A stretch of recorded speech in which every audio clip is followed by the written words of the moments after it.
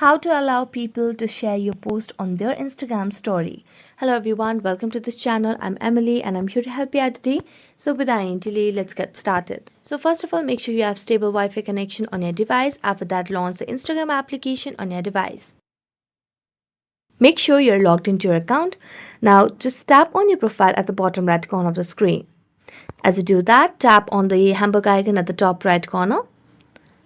And then scroll down, and under the option of how others can interact with you, you can see the option of sharing and reuse. So tap on sharing and reuse, and as you do that, just scroll down, and here you can see the option of allow people to create with and reuse your content. So just tap and allow the post and reels option over here. There's no option for stories over here as of now, but you can just make an update and that might help you allow people to share your post on their Instagram story as well. So that's it. Thank you so much for watching this video. See you next time.